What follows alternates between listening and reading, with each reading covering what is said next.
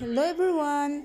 My video for today is share ko sa inyo guys kung paano ako mag-marinate ng liempo. So, meron akong kalahating kilong liempo guys. So, ayan, malinis na po iyan. At pinapatulo ko na po para matanggal po lahat ang tubig. So, ayan guys, nilagyan ko siya ng soy sauce. Nasa inyo na rin guys kung gaano kadami. So, ayan, inaano ko yung soy sauce. And then, nilagay ko yung bawang guys. Nasa inyo na rin guys kung gaano kadami yung bawang ang gusto nyong ilagay.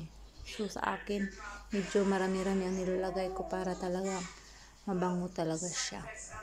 So, ayan, syempre nilalagyan ko rin siya ng durog na paminta guys. Pero isang sachet lang siya guys. So, ayan.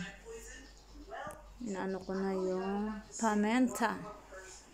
And then, syempre, lagyan natin din ng pampalasa, guys. Isang sachet lang din ang nilalagay ko dyan.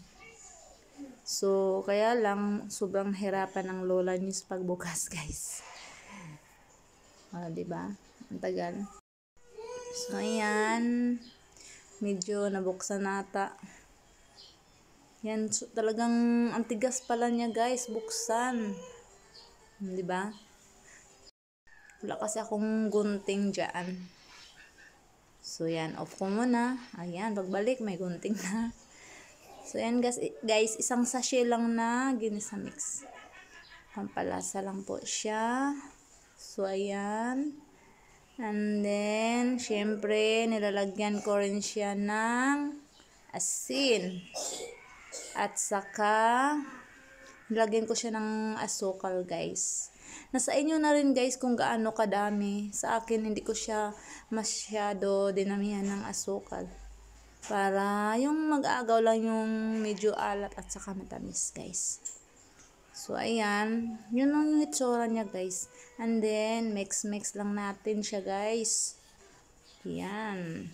Mix. Hanggang na talaga yung mga naghahalo natin, pinaglalagay natin. So, ayan guys, dinagdagan ko siya ng kaunting soy sauce kasi medyo maputla pa siya. So, ayan. Ang gulo nitong mga langaw nito guys. Kasi malangaw talaga dito ngayon sa amin. Iwan kung bakit. So, yan siya guys. Ganyan lang guys, kadali. I-mix mo lang hanggang sa yung mga hinahalo natin or nilalagay natin. And then guys, pagkatapos, i-ano lang natin ng ilang minutes.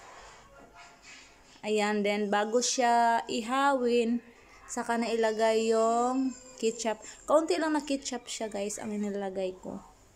So, ayan siya guys. Ganyan lang. Diba?